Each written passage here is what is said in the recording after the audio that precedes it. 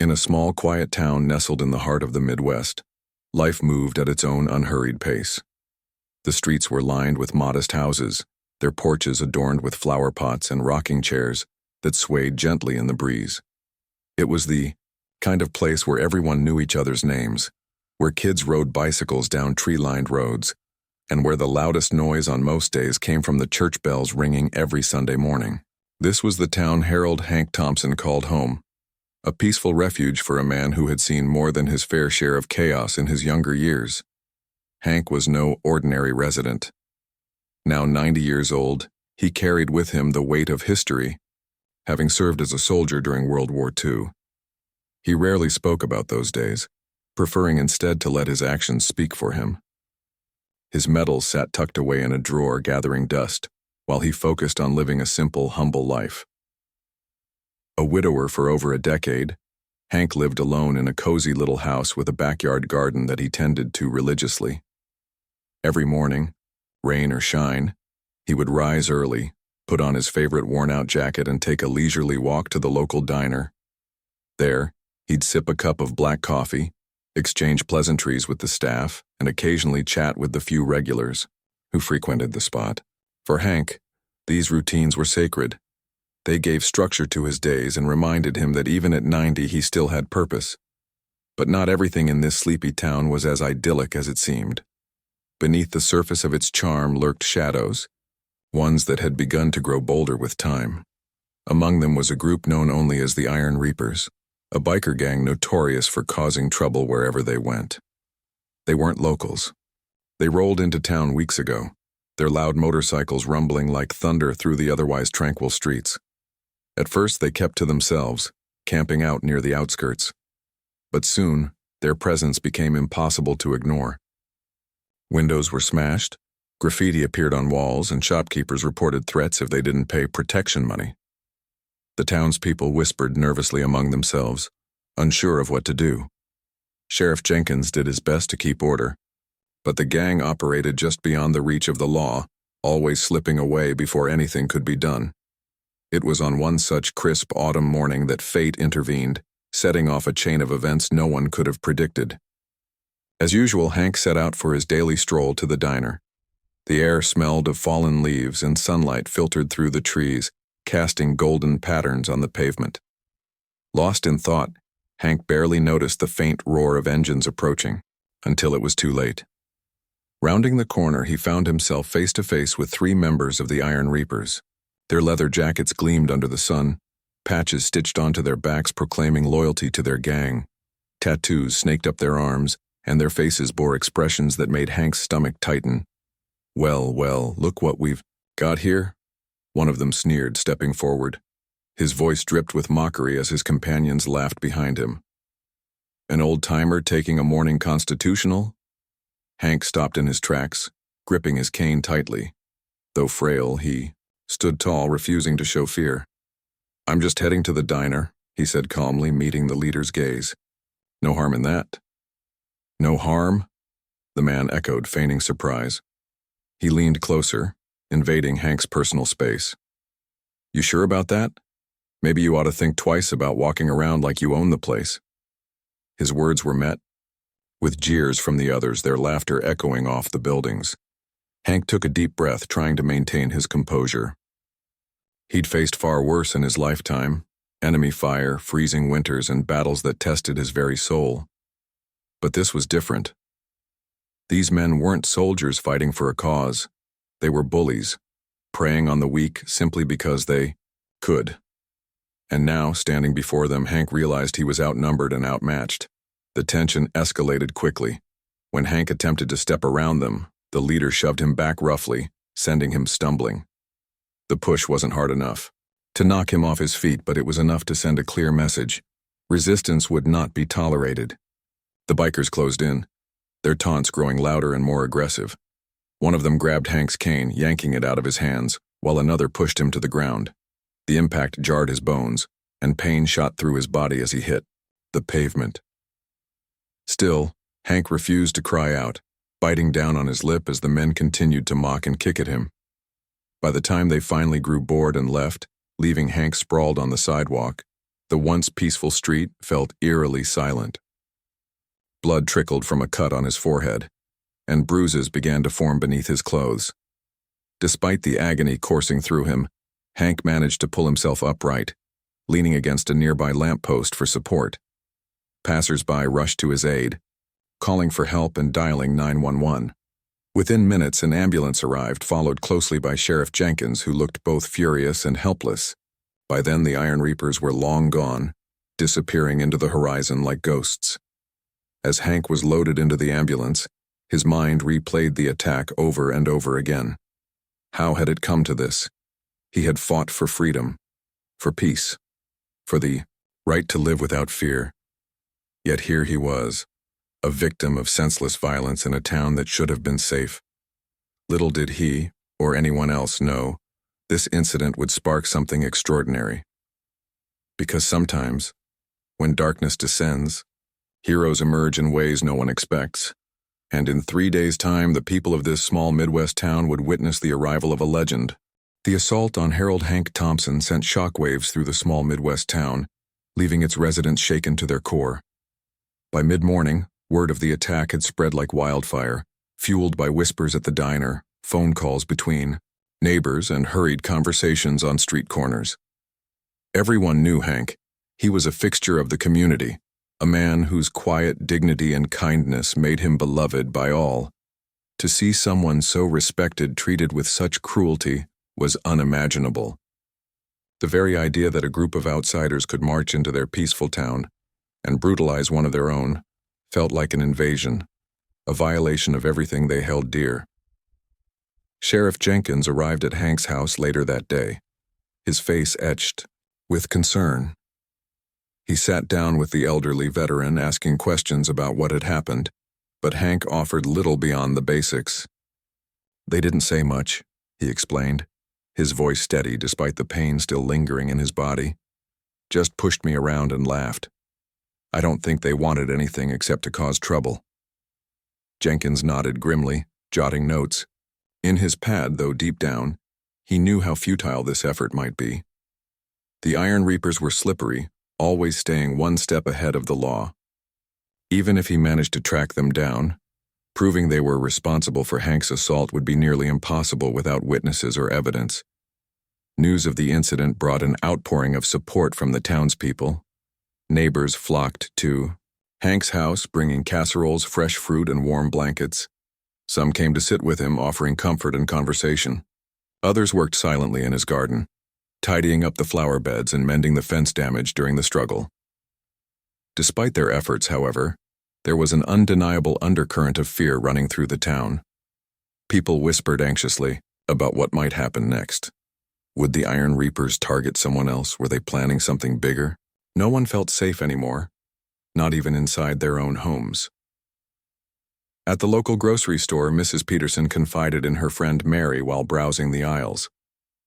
"I heard they're threatening businesses now," she said, lowering her voice as though the walls themselves might hear. "Joe from the hardware shop said they came by yesterday demanding money. He refused, but now he's scared they'll come back and smash his windows, or worse."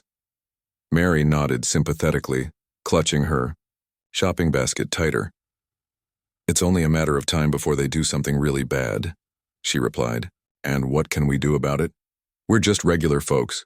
They're dangerous men." The Iron Reapers seemed to thrive on this atmosphere of dread.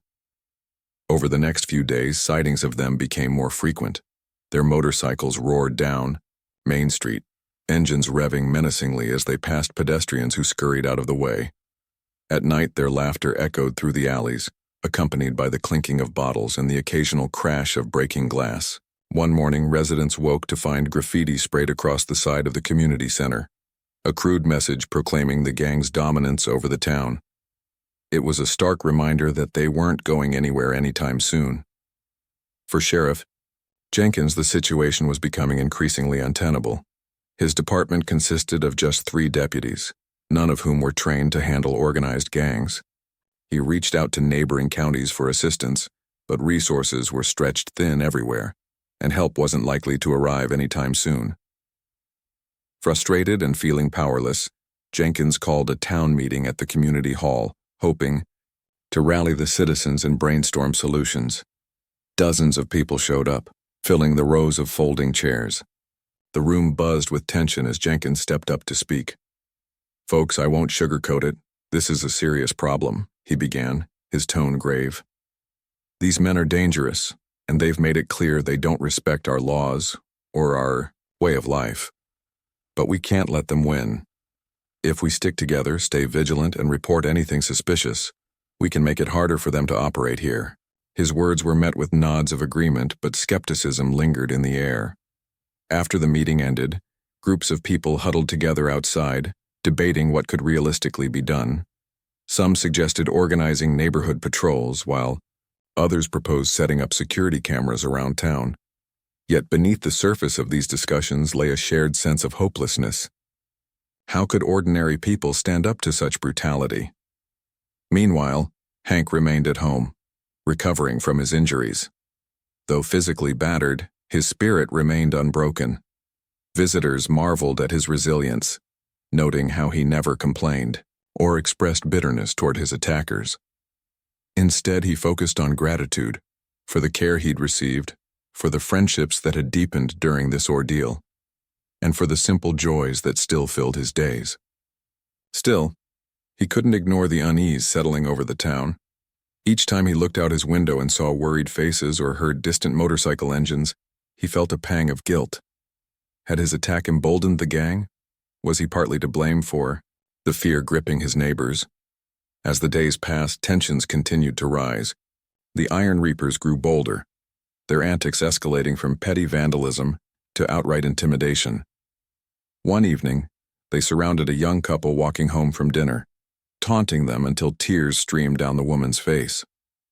Another night, they blocked traffic on the main road, forcing drivers to turn back or risk confrontation. The sheriff's office was flooded with calls, but each time deputies responded, the gang vanished into the shadows, leaving behind only chaos in their wake. It was as if they were playing a game, testing the limits of what the town could endure. Despite the mounting pressure, life in the town tried to carry on as usual.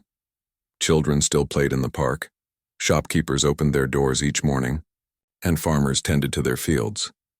But the joy had been sucked out of these routines, replaced by a pervasive sense of dread. Parents kept their kids indoors after dark, business owners locked their doors earlier than usual, and conversations often turned to speculation about when, or if, the nightmare would end. For many, the question lingered. What would it take? To drive the Iron Reapers away? Who could stand up to them and restore peace? Unbeknownst to anyone far beyond the borders of the town, news of the assault on Hank had reached someone who wouldn't tolerate such injustice. A man known for his strength, skill, and unwavering moral code had taken notice. Somewhere along a dusty highway, a pickup truck rumbled toward the Midwest, its driver silent but determined. The people of the town didn't know it yet, but their prayers for deliverance were about to be answered, in a way no one could have predicted. 3 days after the attack on Hank, the small Midwest town was still reeling from the weight of fear and uncertainty. The Iron Reapers continued to strut through the streets like untouchable predators, their presence casting a long, dark shadow over daily life. Neighbors avoided eye contact as they passed each other, their faces etched with worry. Shopkeepers kept their heads down, praying they wouldn't be targeted next. Even the children, usually carefree and full of laughter, seemed quieter, sticking close to their parents' sides. It felt as though the entire town was holding its breath, waiting for something, anything to change. It was early afternoon when an unfamiliar sound broke the monotony of the day, the low rumble of a truck engine approaching along the main road. At first, no one paid much attention. Trucks weren't uncommon in this part of the country, where farmers and tradespeople relied on them for work. But as the vehicle came into view, people began to take notice. This wasn't just any truck. It was old, weathered, and coated in a thin layer of dust as though it had traveled hundreds of miles without stopping. Its windows were tinted, making it impossible to see inside, and there was no logo or marking to indicate who might be driving. The truck slowed as it reached Hank's modest house at the edge of town. For a moment it idled quietly in front of the driveway, drawing curious glances from neighbors peeking out their windows. Then, the driver's door creaked open and a man stepped out. He moved with purpose, his boots crunching softly against the gravel. As he turned toward the house, sunlight caught his face, revealing features that were instantly recognizable. The crowd gathered outside the nearby cafe froze mid-conversation. Eyes widened, mouths dropped open. It was Chuck Norris. There was no mistaking him. His rugged cowboy hat sat low on his brow, shading his piercing gaze. His jeans and flannel shirt were simple yet sturdy, the kind of clothes worn by someone accustomed to hard work. There was nothing flashy about him. He carried no weapons, wore no badge, and spoke not a single word. But his presence commanded attention. It wasn't just his fame that made people stare. It was the aura of calm authority that radiated from him, as if he'd walked straight out of one of his legendary action films and into their quiet little town. Chuck didn't hesitate. Without so much as a glance at the growing number of onlookers, he strode up the path to Hank's front door and knocked firmly. Inside, Hank was sitting in his favorite armchair, flipping through an old photo album filled with pictures from his time in the war. When he heard the knock, he frowned slightly, wondering who could be visiting at this hour. Using his cane for support, he rose slowly and shuffled to the door. Upon opening it, he froze, his eyes widening in disbelief. "Chuck?" Hank asked, his voice tinged with both surprise and recognition. "What are you doing here?" Chuck simply nodded, tipping his hat slightly as if to acknowledge the question without answering it directly. Without waiting for an invitation, he stepped inside, closing the door behind him. The two men disappeared into the house, leaving the townsfolk outside buzzing with questions. How did Chuck Norris know Hank? Why had he come all the way to their tiny town? And most importantly, what did it mean for the Iron Reapers?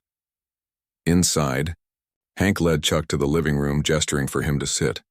Instead, Chuck remained standing, surveying the space with sharp, observant eyes. His expression was unreadable, but there was a quiet intensity about him that put Hank at ease rather than intimidated him. Finally, after several moments of silence, Hank broke the ice. "I'm glad to see you," Hank said, settling back into his chair. "But I have to admit I'm surprised. Last I heard, you were busy training martial artists and doing charity work." Chuck gave a slight shrug, his movements economical and deliberate. Still, he said nothing. Hank chuckled softly, shaking his head. "Well, I suppose some things never change. You always were a man of few words." For the next hour, the two men sat together in companionable silence. Chuck listened intently as Hank recounted the details of the attack, his tone measured and steady. Occasionally, Chuck's jaw would tighten, or his eyes would narrow ever so slightly, betraying the anger simmering beneath his calm exterior. When Hank finished speaking, Chuck leaned forward slightly, placing a reassuring hand on the veteran's shoulder.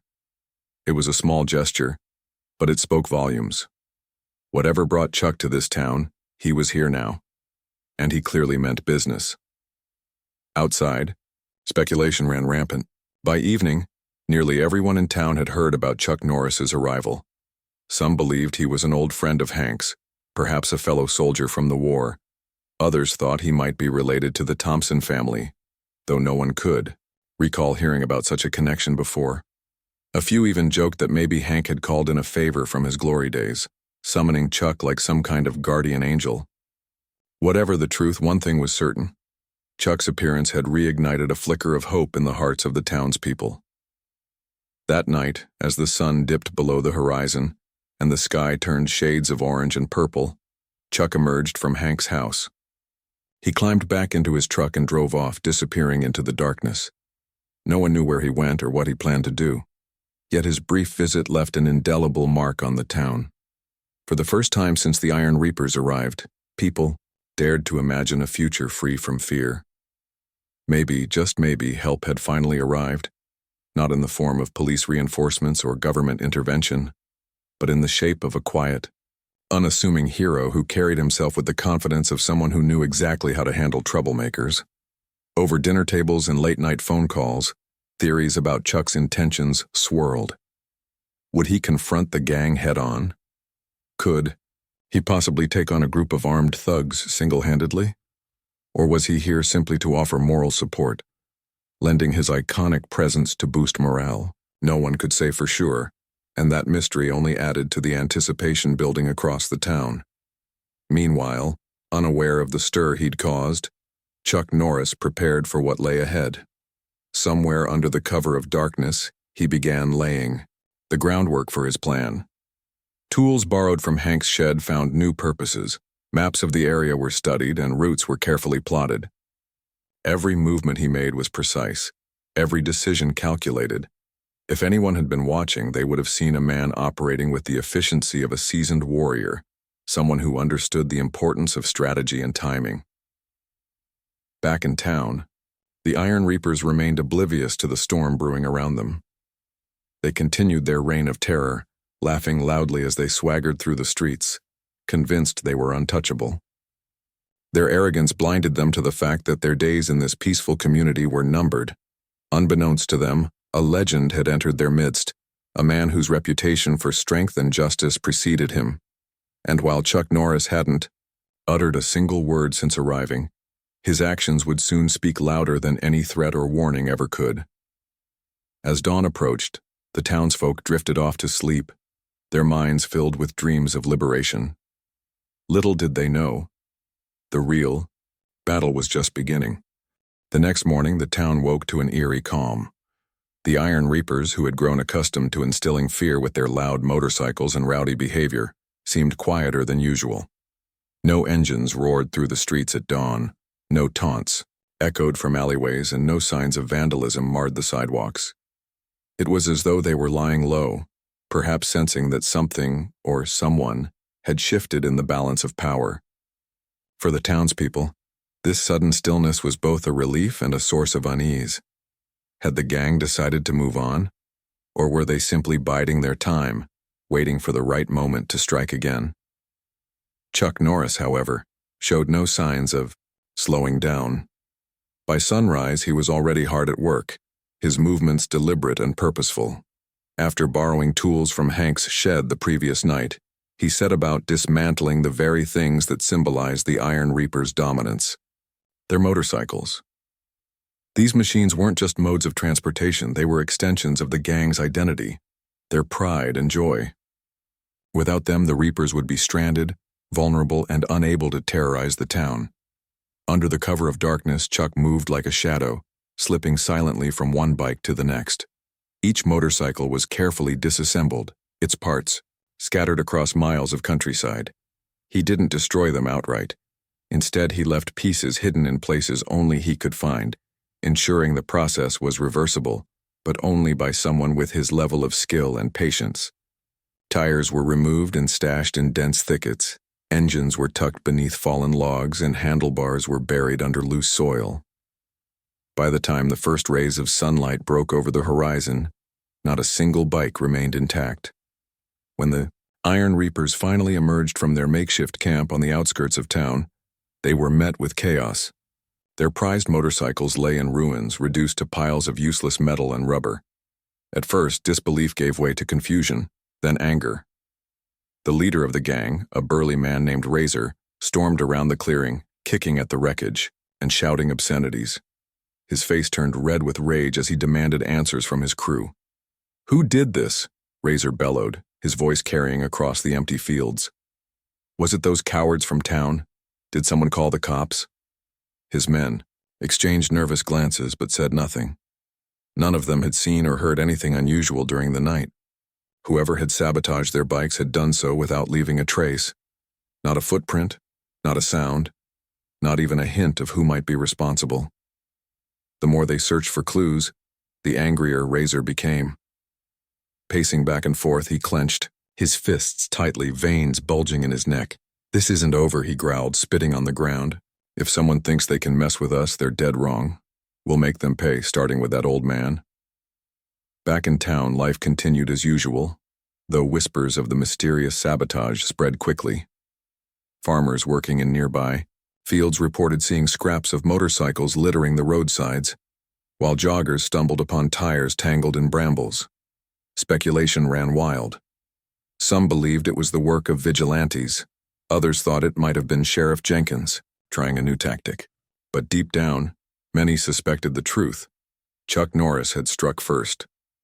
At Hank's house, the veteran watched quietly as Chuck went about his tasks. Though the legendary martial artist hadn't explained his plan in detail, Hank trusted him implicitly. There was a quiet confidence about Chuck that inspired faith even in moments of uncertainty. Over coffee, Hank occasionally asked questions, but Chuck responded with little more than nods or brief gestures. Words weren't necessary between the two men. They understood each other perfectly.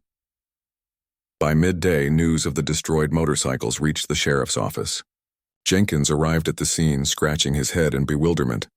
"I don't get it," he muttered, examining the scattered remains. "How does something like this happen without anyone noticing? And why go to all this trouble instead of just stealing the bikes?" One of his deputies shrugged. "Maybe it's a warning, someone's sending a message." "A message?" Jenkins repeated, raising an eyebrow. "To who? And what kind of person takes apart 5 motorcycles in one night without getting caught?" The question hung in the air unanswered. Jenkins couldn't shake the feeling that there was more to this story than met the eye.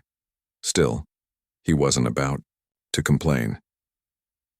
With the Iron Reapers temporarily immobilized, the town had a rare opportunity to breathe easier. For now, that was enough. As dusk fell, Chuck returned to Hank's house, his expression unchanged.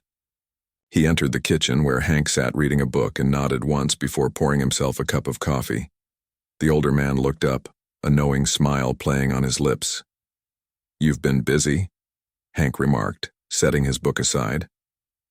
Chuck took a sip of coffee and nodded again. It was all the confirmation Hank needed. Leaning back in his chair, he let out a soft chuckle.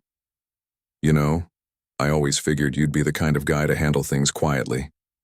No fuss, no drama, just results." Chuck's lips twitched slightly, almost forming a smile.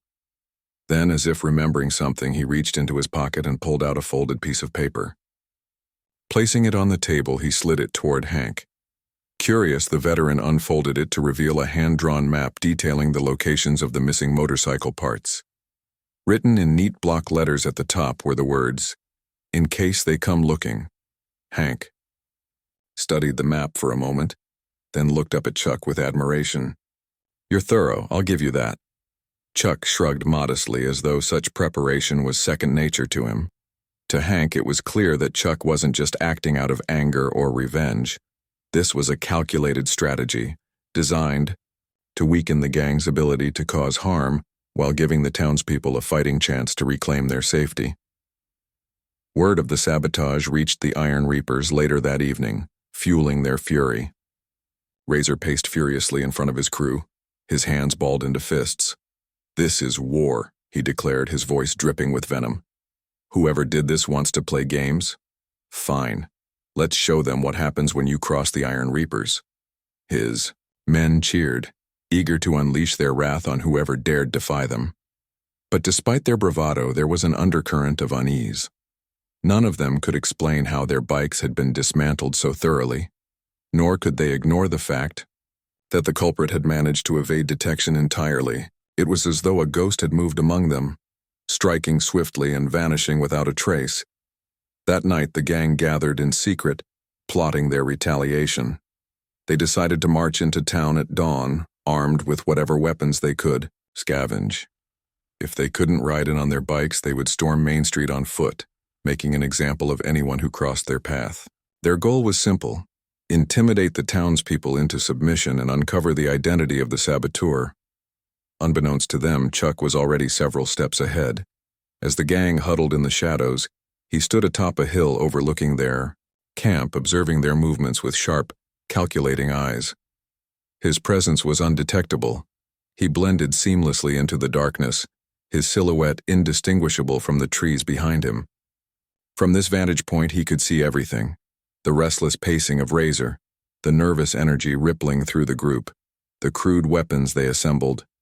Every detail mattered, every action told a story. Chuck knew the gang's retaliation was inevitable. Men like Razor thrived on aggression, feeding off the fear of others to maintain control. But Chuck also knew something Razor didn't. Brute force alone wouldn't win this fight. Strength wasn't measured solely by muscles or weapons. It was about discipline, precision, and resolve. And in that regard, Chuck Norris was unmatched. As the hours ticked by, Chuck prepared for what was to come. He checked his gear, reviewed his strategy, and ensured that every variable was accounted for. When morning arrived, he would be ready. The Iron Reapers might think they were untouchable, but they were about to learn a valuable lesson.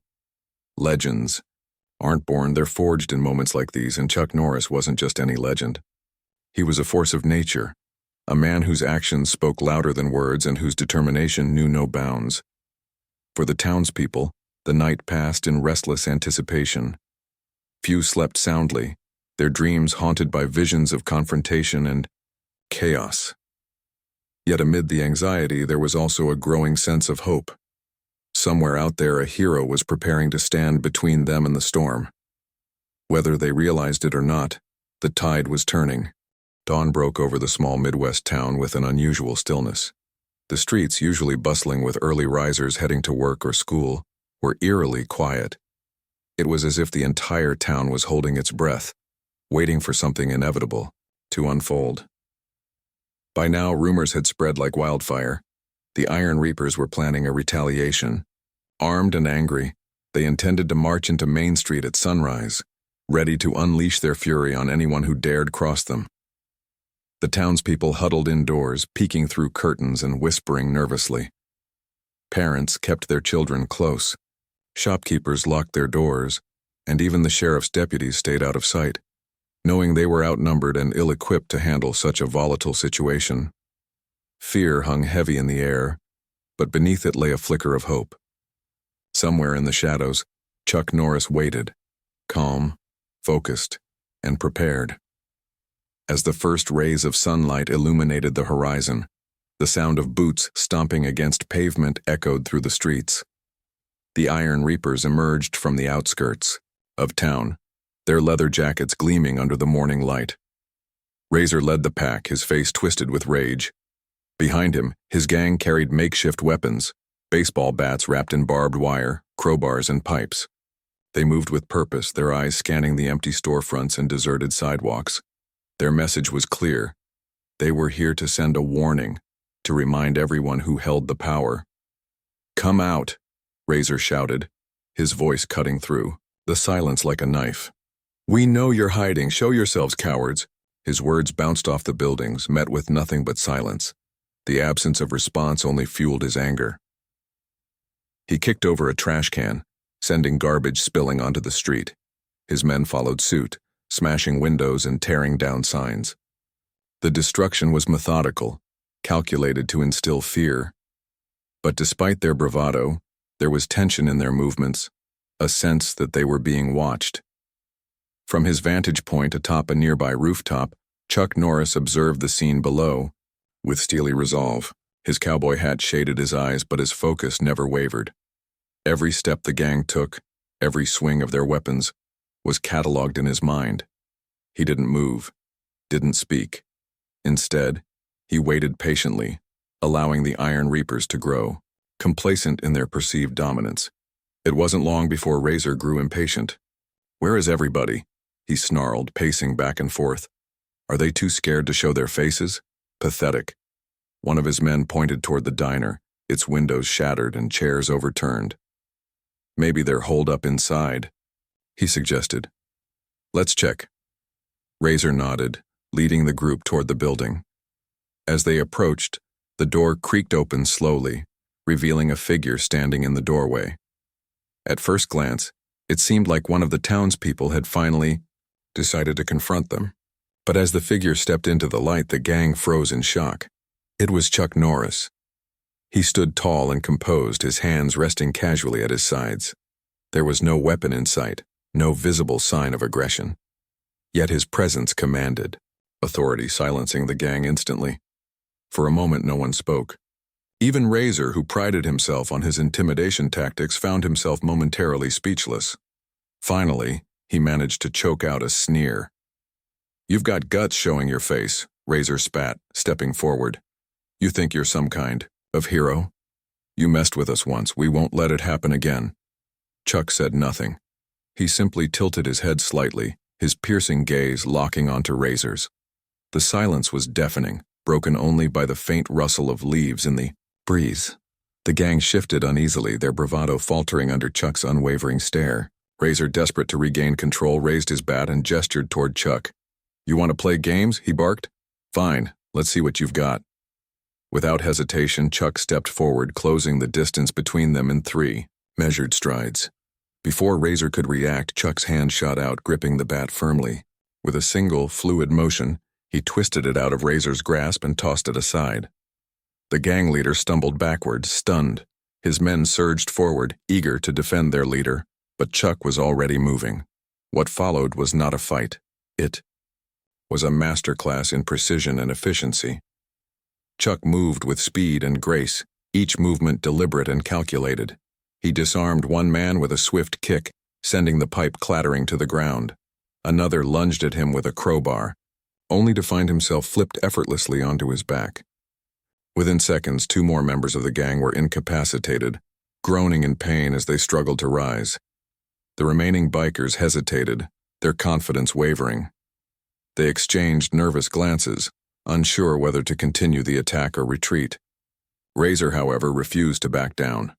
Snarling, he charged at Chuck, swinging wildly with his fists. Chuck sidestepped the blows with ease, countering with a series of quick, controlled strikes. Each punch landed with pinpoint accuracy, targeting pressure points that left Razor gasping for breath. By the time the gang leader collapsed to his knees, clutching his ribs, the rest of the Iron Reapers had scattered, fleeing in panic. When the dust settled, the street was littered with fallen bodies. Some groaned in pain, others lay unconscious, and all bore the unmistakable marks of defeat. Chuck stood amidst them, his breathing steady, his expression unchanged. He glanced around briefly, ensuring no one posed any further threat, then turned his attention to Razor, who was struggling to stand. Razor glared up at him, hatred burning in his eyes. Who are you?" he demanded, his voice trembling. Chuck didn't respond. Instead, he bent down and retrieved the map Hank had given him earlier, the same map detailing the locations of the missing motorcycle parts. Folding it neatly, he placed it in Razor's hand and gave it a firm pat. Then, without uttering a single word, he turned and walked away. The townspeople, who had been watching from their windows, erupted into cheers. Some ran outside, shouting their gratitude and admiration. Others gathered in groups, hugging each other in relief. Sheriff Jenkins arrived moments later, his jaw dropping at the sight of the defeated gang. "How?" he stammered, looking at Chuck in awe. Chuck merely shrugged, tipping his hat slightly before climbing into his truck. As he drove off, the crowd parted to let him pass, their applause echoing through the streets. Though he hadn't said a word during the entire ordeal, his actions spoke volumes. He had done what no one else could. He had restored peace to the town. For the Iron Reapers, the humiliation was complete. When Razor finally regained his composure, he called his remaining men together and ordered them to leave immediately. "We're done here," he muttered bitterly, avoiding eye contact with anyone. "This place isn't worth it." As their trucks rumbled out of town carrying the remnants of their shattered pride, the townspeople celebrated their newfound freedom. Children returned to playing in the park, shopkeepers reopened their doors, and life began to return to normal. Yet even as they rejoiced, many couldn't help but wonder about the mysterious man who had saved them. Who was Chuck Norris, really? And why had he chosen to intervene? For Hank, the answer was simple. Sitting on his porch later that afternoon, he watched as the sun dipped below the horizon, casting golden hues across the sky. "Some people don't need recognition," he murmured to himself, sipping a cup of coffee. "They just do what needs to be done." And with that, the legend of Chuck Norris became part of the town's history, a tale passed down through generations, reminding everyone that true heroes don't always wear capes. Sometimes they arrive quietly, act decisively, and leave without a word. The departure of the Iron Reapers marked the beginning of a new chapter for the small Midwest town. For days after the showdown on Main Street, life slowly returned to its familiar rhythm.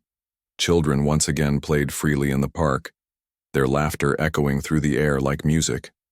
Shopkeepers reopened their doors without fear of vandalism or threats, and pedestrians strolled down the sidewalks with a renewed sense of ease.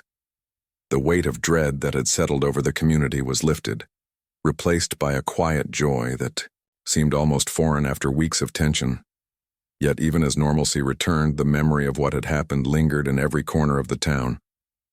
Conversations at the diner revolved around one topic: Chuck Norris. How had he known about Hank's assault? Why had he come all the way to their sleepy little town? And most importantly, where had he gone after defeating the Iron Reapers? These questions buzzed in the minds of everyone, but no answers were forthcoming. Chuck had vanished as quietly as he'd arrived, leaving behind only his actions and an unforgettable legacy. Hank Thompson became something of a local celebrity in the aftermath. Neighbors stopped by his house more frequently than ever before, eager to hear his thoughts on the mysterious martial artist who had saved the day. "Did you know him before this?" they asked, leaning forward in anticipation. "Is he really as tough as they say?" Hank chuckled softly, shaking his head. "Chuck doesn't need introductions," he replied, his voice tinged with admiration. "He's not the kind of man who seeks attention. He just shows up when people need him." When pressed for details about their time together, Hank offered, little beyond vague smiles and knowing nods. "We talked some," he admitted. "Not much, though. Chuck isn't big on words. But I can tell you this, he's got a heart as strong as his fists. Whatever brought him here, it wasn't fame or glory. It was something deeper." This response only fueled the townspeople's fascination. They wanted to believe that Chuck Norris had acted out of pure goodwill, driven by a desire to protect the innocent. But there was also a part of them that couldn't help wondering if his connection to Hank ran deeper, perhaps rooted in shared experiences from the war or some long-forgotten bond. Speculation swirled endlessly, turning Chuck into a mythical figure whose presence seemed almost otherworldly. Sheriff Jenkins, too, found himself reflecting on the events that had unfolded. He visited Hank regularly, bringing updates about the cleanup efforts and expressing gratitude for the role both men had played in restoring peace. "I've been doing this job for 20 years, Jenkins confessed during one visit, "and I've never seen anything like what happened that morning. One man taking down an entire gang? It sounds impossible, but I saw it with my own eyes." Hank nodded thoughtfully, sipping his coffee. "Some things are hard to explain," he said simply. "All we can do is be thankful." Jenkins agreed wholeheartedly. In the days following the confrontation, he worked tirelessly to ensure the Iron Reapers wouldn't return. With the gang's motorcycles dismantled and their leader humiliated, they had little reason to stick around. Still, Jenkins increased patrols and encouraged residents to report any suspicious activity. The last thing he wanted was for complacency to creep back in and undo the progress they'd made. As weeks turned into months, the story of Chuck Norris's intervention became woven into the fabric of the town's history. Parents told their children bedtime tales about the legendary hero who had stood up to bullies and restored justice. Teachers used the story as a lesson in courage and selflessness, emphasizing the importance of standing up for what's right, even when the odds seem insurmountable. Local businesses hung posters featuring Chuck's likeness alongside slogans like "Heroes walk among us" and "Justice doesn't always wear a badge." But despite the widespread celebration, Chuck Norris himself remained conspicuously absent. There were no interviews, no public appearances, and certainly no demands for recognition. Some claimed to have spotted him in passing. A cowboy hat glimpsed in the distance, a truck rumbling along a country road. But these sightings were fleeting and unconfirmed. To many, it felt as though Chuck had become a ghost, watching over the town from afar but choosing to remain unseen. For Hank, the absence of his enigmatic friend was bittersweet. On one hand, he understood Chuck's decision to leave. A man like him didn't seek praise or validation. His actions spoke louder than any words ever could. On the other hand, Hank couldn't deny the emptiness he felt whenever he looked out his window and half expected to see that dusty pickup truck parked outside. One crisp autumn evening, Months after the showdown, Hank sat on his porch, gazing at the stars. The air was cool, carrying with it the scent of fallen leaves and wood smoke. As he reflected on everything that had transpired, he felt a profound sense of gratitude, not just for Chuck's intervention, but for the reminder that goodness still existed in the world. Heroes didn't always arrive with fanfare or declarations of intent. Sometimes they simply showed up, did what needed to be done, and disappeared without a trace. Just as Hank was about to head inside, a faint sound caught his attention. It was the distant rumble of an engine, a sound he hadn't heard in months. Squinting into the darkness, he spotted headlights approaching from down the road. Moments later, a familiar truck pulled into his driveway. His heart skipped a beat as the driver stepped out, silhouetted against the moonlight. "Chuck?" Hank called out, rising from his chair. The figure tipped his hat slightly, confirming Hank's suspicion. Without a word, Chuck walked up to the porch and handed Hank a small package wrapped in brown paper. Inside was a photograph. An old, faded image of two young soldiers standing side by side, their faces weathered but smiling. One was unmistakably Hank. The other bore a striking resemblance to Chuck. Hank stared at the photo, his eyes widening in realization. "You were there," he murmured, looking up at Chuck. "All those years ago." Chuck nodded once, his expression softening ever so slightly. Then, without another word, he turned and climbed back into his truck. As the engine roared to life and the vehicle disappeared into the night, Hank sank back into his chair, clutching the photograph tightly. The next day, Hank shared the story with the townspeople, explaining that Chuck had likely come not just as a protector, but as a comrade in arms, honoring a bond forged decades earlier. The revelation added a new layer of depth to the legend, transforming Chuck Norris from a distant hero into a deeply human figure, motivated by loyalty and duty. Years passed, and the town continued to thrive. New generations grew up hearing stories of the day Chuck Norris arrived to save them. While some dismissed the tale as folklore, others swore it was true, citing the changes in their community as proof. Crime rates dropped, neighborly kindness flourished, and a spirit of resilience took root. Even Sheriff Jenkins often remarked that the town had never been safer or prouder, and though Chuck Norris himself remained a mystery, his impact endured. His name became synonymous with courage, humility, and the belief that even in the darkest moments heroes exist, sometimes closer than we realize. Whether he was training kids in self-defense, helping rebuild homes, or simply driving through town in his dusty truck, the legend of Chuck Norris lived on. Because sometimes the greatest acts of heroism require no explanation.